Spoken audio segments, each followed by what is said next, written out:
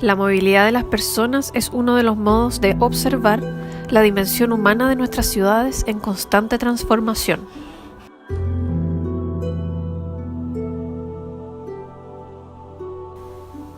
Con los suburbios americanos, las ciudades jardín americanas y europeas, las ciudades verticales japonesas, entre otros, se evidenció que los desplazamientos eran fundamentales. El transporte surgió entonces como un elemento clave para el desarrollo urbano. De acuerdo a Rojas, sin embargo, el siglo XXI introdujo nuevos desafíos frente a los cuales el concepto del transporte no logró dar respuesta a los problemas financieros de la mayoría de las ciudades, la socialización de los problemas ambientales, los grandes trancones y la humanización de la gestión urbana. Poco a poco se ha asistido al paso de un enfoque en términos de transporte a uno en términos de movilidad de personas. De acuerdo a Borja 2001, cabe destacar que el cambio de perspectiva implica un cambio referencial global, es decir, de proyecto de ciudad. Él presenta que la movilidad es uno de los 10 grandes desafíos a los cuales están confrontadas las grandes ciudades latinoamericanas. El transporte y la movilidad no son sinónimos. El primer concepto implica dispendio de energía y, por tanto, creación de infraestructuras especializadas para intentar abaratar el costo del viaje o de las empresas especializadas en producir esas infraestructuras. Y, por el contrario, el segundo supone atención a las formas más autónomas de desplazamiento, oferta de alternativas posibles, gestión del gasto energético y del espacio desde una perspectiva más amplia que la de la recuperación del coste invertido o la de la adaptación de la capacidad de la infraestructura a la demanda de viajes en un determinado medio de transporte. La movilidad centra la problemática en la persona y en su entorno y no únicamente en sus desplazamientos. El concepto de movilidad urbana ofrece una perspectiva de los individuos en su realidad socioeconómica y espacial. Ello versus el transporte, cuyo estudio se ha reducido a una visión cualitativa y o cuantitativa de las infraestructuras y los desplazamientos relacionados principalmente con los vehículos motorizados. Centrar la problemática en las necesidades de accesibilidad y movilidad del individuo y no en sus desplazamientos permite comprender en qué medida las grandes transformaciones experimentadas por la sociedad y las urbes en el desarrollo inducen grandes modificaciones en las condiciones de vida de los estratos populares, grupos mayoritarios de ciudades de países en desarrollo. En efecto, la coyuntura económica desfavorable propia de la globalización, el crecimiento centrífugo de las ciudades, el difícil acceso a la vivienda y los servicios públicos, la crisis permanente que aqueja al transporte colectivo, el aumento de la inversión del tiempo y dinero para los desplazamientos son los factores que más dificultan la movilidad urbana, afectando sobre todo a los más pobres. Todos estos experimentan actualmente una reducción de la movilidad, lo que limita las posibilidades de utilizar la ciudad y por consecuencia de acceder al empleo, la vivienda, la edificación y la salud.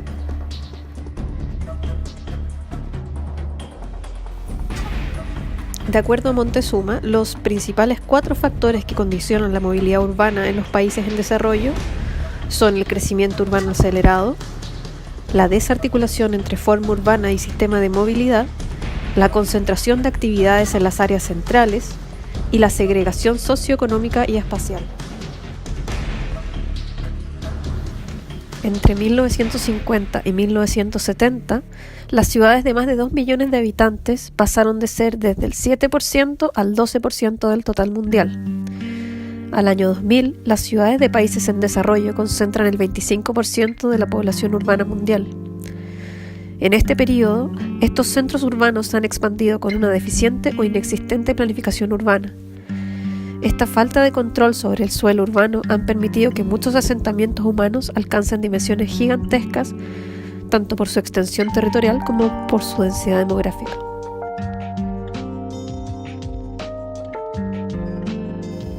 La organización de la ciudad no se condice mucho con las exigencias del sistema de movilidad y se traduce en un excesivo consumo de suelo urbano para el transporte individual, en menoscabo del colectivo.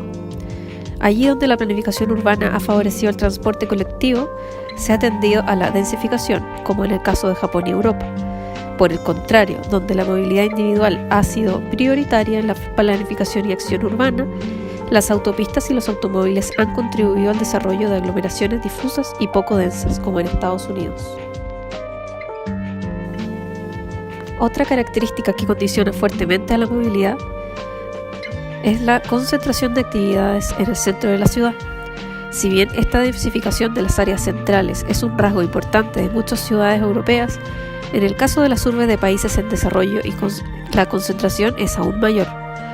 La concentración de actividades en el centro tiene consecuencias en la distribución y dinámica de empleo, localización de establecimientos escolares, comercio y equipamientos, y la distribución según edad, sexo, actividad y categoría socioprofesional de la población. De acuerdo a Ricardo Montezuma, la segregación socioeconómica de las urbes de los países en desarrollo no se limita solo a la localización y entorno, sino que se manifiesta en la disponibilidad o la carencia de infraestructura, servicios públicos, de equipamiento urbano y de oportunidades de trabajo. Se crean así grandes contrastes estructurales entre los diferentes sectores de la ciudad, unos que poseen y otros que disponen muy poco o casi nada, y en particular con respecto a las infraestructuras de la movilidad.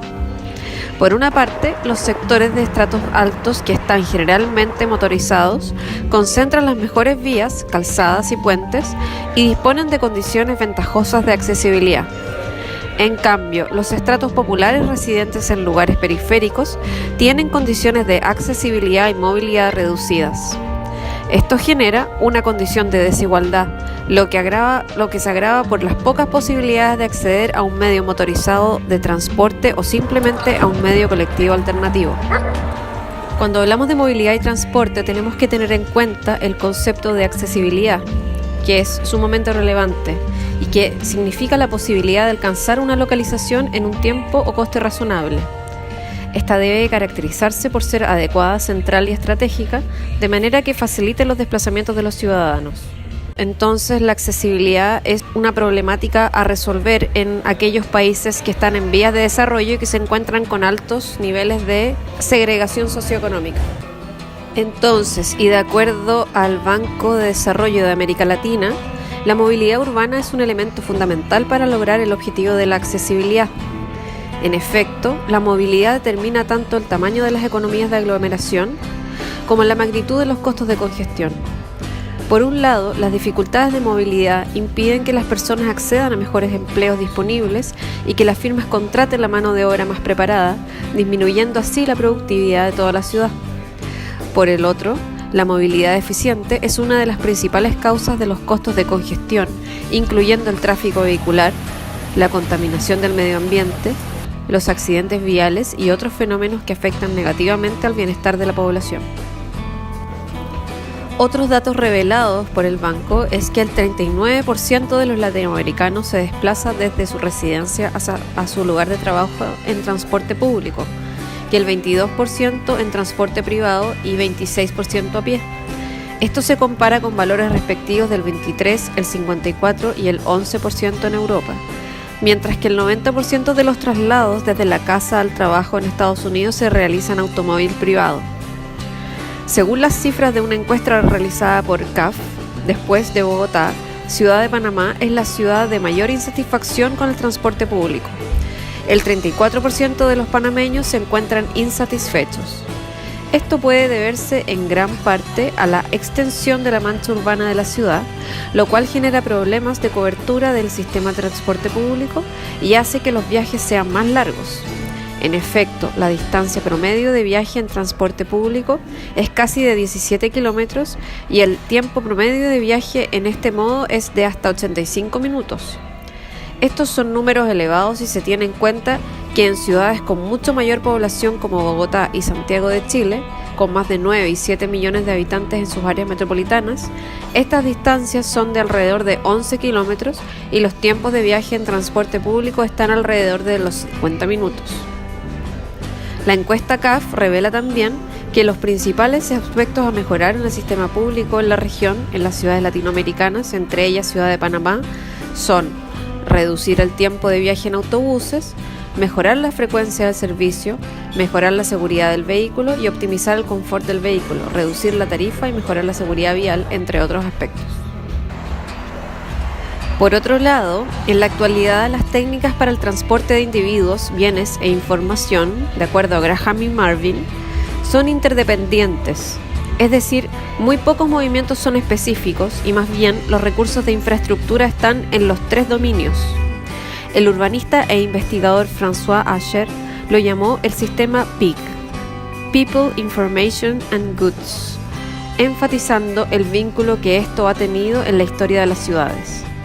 Él aduce que sin las técnicas de transporte y almacenamiento de mercancías y personas e información y energía, la expansión de las ciudades no hubiese sido posible. Las consideraciones de expansión asociadas a las dinámicas PIG promueven el crecimiento expansivo de las ciudades y con ello el proceso de metropolización. Esto, contrario a las creencias de los investigadores y urbanistas de finales del siglo XX, como los escritos de Melvin Weber en las décadas de 1960 y 70, donde se proclamaba que el transporte moderno y las telecomunicaciones iban a reducir la fricción del espacio y anticipaban la dispersión y desaparición de las ciudades. En realidad, el fortalecimiento es mutuo. El crecimiento de las ciudades y la concentración de ciertas actividades promueven el desarrollo del transporte y las telecomunicaciones. Asher 2004 explica que no debiera ser de otro modo, ya que las tecnologías son en sí objetos sociales y no son independientes de la sociedad, sino que están enraizadas a ella, lo cual permite entender que sirven a los agentes que las dominan.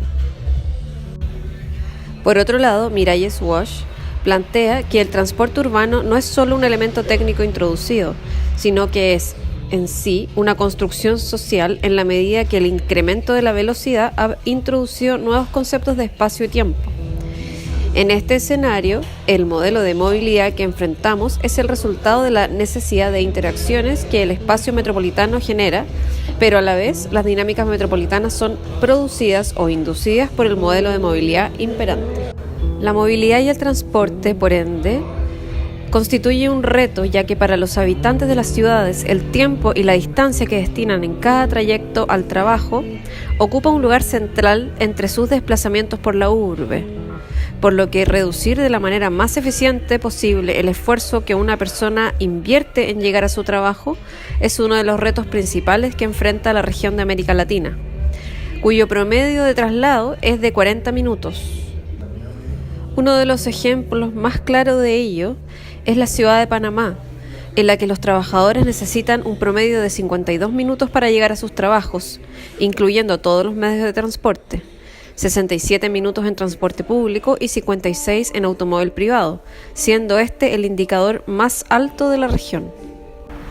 De acuerdo a Álvarez y Soto, para la región de Valparaíso, la movilidad y el transporte también constituye un reto para sus habitantes, ya que el tiempo y la distancia destinados en cada trayecto ocupa un lugar central en los esfuerzos por reducir la llegada al trabajo. De acuerdo a Soto y Álvarez, y respecto al propio reto que presenta el transporte y la movilidad en la ciudad de Valparaíso, establecen además que junto con la necesidad de reducir los tiempos de traslado del trabajo al hogar, la flexibilidad laboral también ha propiciado que los horarios de trabajo dejen de ser rígidos y únicos. Por lo tanto, también los tiempos de desplazamiento se diversifican y la data lo deja en evidencia.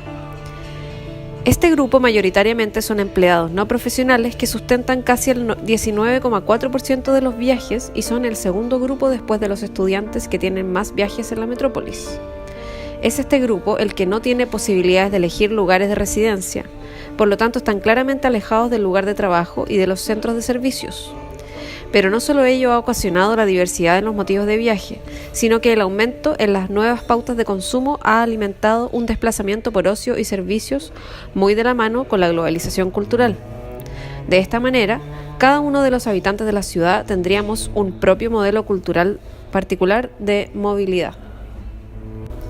De este modo, el modelo de movilidad es, por un lado, el resultado de la necesidad de interacciones que el espacio metropolitano genera, y por otro, el de las dinámicas metropolitanas, que son producidas o inducidas por el modelo de movilidad imperante. De este modo, hoy el abordaje de la movilidad urbana como problema público multicausal, intersectorial y complejo debe tener en cuenta las problemáticas urbanas en su conjunto, basadas en diagnósticos completos que dimensionen la realidad urbana y que permitan decisiones acertadas en el marco del desarrollo urbano, buscando superar especialmente la condición de fragmentación y expulsión predominante.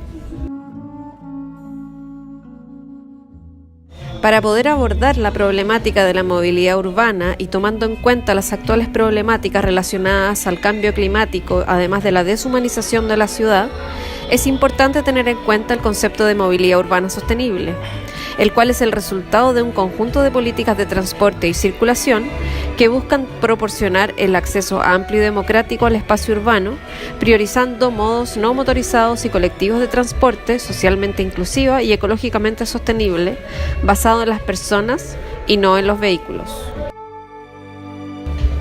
Respecto a ello, Jan Gehl nos recuerda que los autos han invadido las ciudades desde los años 60, marcando el inicio de un proceso que ha erosionado las condiciones necesarias para el compromiso de la gente con la vida de la ciudad. Estas transgresiones han sido tan numerosas que es casi imposible observar cuán determinante ha sido la invasión de los automóviles a la calidad de las ciudades. Respecto a movilidad urbana sostenible, Jan Gehl nos muestra ciertos ejemplos que son válidos, dado que fueron implementaciones exitosas en la ciudad para diversificar los modos de transporte y la movilidad de los ciudadanos de la ciudad. Este es el caso de Copenhague, la cual por muchos años ha invitado a una mayor circulación de bicicletas por la ciudad, a través de nuevas redes de ciclovías como alternativa segura y efectiva para el sistema de transporte. Hay que decir que al año 2008 los ciclistas representaban el 37% de los viajes desde y hacia los establecimientos educacionales. La meta es que se representen en un 50%. Algunas de las acciones que se han realizado para ello es modificar el tipo de intersección que tiene la ciudad respecto a los cruces de bicicletas, haciendo considerablemente más seguro circular alrededor de la ciudad en este modo de transporte. Los resultados de estas acciones se han reflejado claramente en los patrones de uso urbanos. Jan Gehl también nos indica que los desarrollos en Copenhague, Dinamarca y Melbourne son de especial interés aquí porque no solo estas ciudades mejoraron sistemáticamente las condiciones de vida de la ciudad y el tráfico peatonal, sino también registraron el desarrollo y pueden documentar los cambios y el crecimiento en la vida de la ciudad en sintonía con las mejoras llevadas a cabo. Una de las principales acciones que impulsó la movilidad urbana sostenible en la ciudad de Copenhague es que su calle principal tradicional, Strøget, se convirtió en un paseo peatonal ya en 1962. Respecto a ello abundaba el escepticismo. Sin embargo, después de un corto periodo de tiempo quedó claro que el proyecto era de gran éxito mucho más rápido de lo que nadie había previsto. El número de peatones aumentó en un 35% solo en el primer año. Era más cómodo caminar y había más espacio para las personas. Desde entonces se han convertido más calles para el tránsito de peatones y la vida de la ciudad, y uno por uno los lugares de estacionamiento en el centro de la ciudad se han convertido en plazas que acogen la vida pública.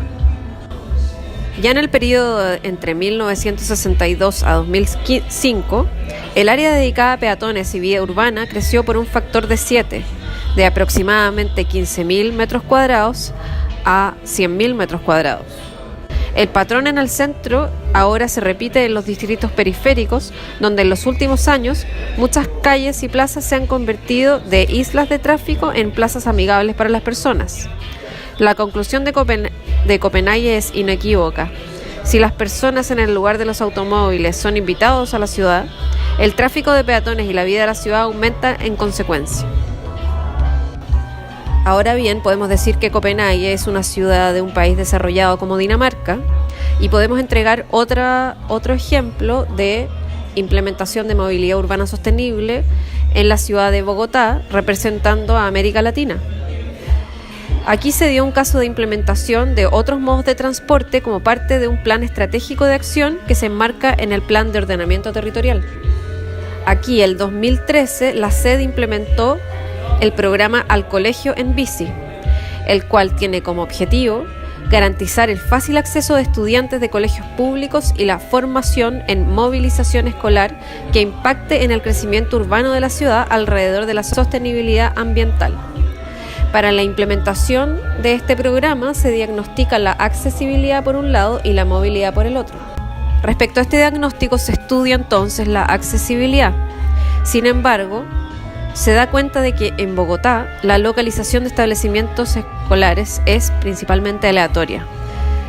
Dado ello, se trabaja principalmente desde el aspecto de la movilidad. Una vez ya implementado el programa, se estudia que el sistema de bicicleta pública facilita la movilidad, sin embargo deben asegurarse las condiciones de infraestructura vial o seguridad en el entorno.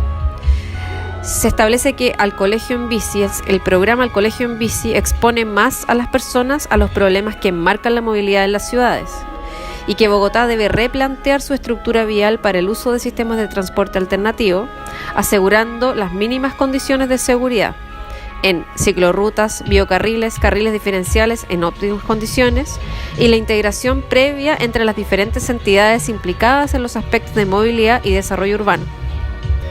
Es decir, en Latinoamérica y en ciudades de países en vías de desarrollo es necesario revisar principalmente en términos de desarrollo urbano lo que es la accesibilidad y la dotación de equipamiento e infraestructura mínima para poder acceder a los servicios básicos. Ello además de fomentar la movilidad urbana sostenible. Respecto a ello, en Chile podemos revisar la Política Nacional de Desarrollo Urbano del año 2014, uno de cuyos objetivos es fomentar la movilidad urbana a través del uso compartido del espacio público, por un lado fomentando el tránsito peatonal y el uso de la bicicleta, garantizando la accesibilidad universal con normas urbanísticas específicas para el espacio público, fomentar la incorporación de sistemas de transporte público de bajo impacto que permitan una interrelación armónica entre diferentes usos del espacio público, además de propiciar la creación de zonas urbanas de tráfico calmado y fomentar el uso del espacio público para aspectos no funcionales como pasear, conversar, sentarse o mirar. Y en general, en términos de políticas de desarrollo urbano y planteamientos para el desarrollo urbano, la movilidad urbana hoy en día es uno de los aspectos fundamentales a tratar para lograr ciudades mayormente humanas y resilientes.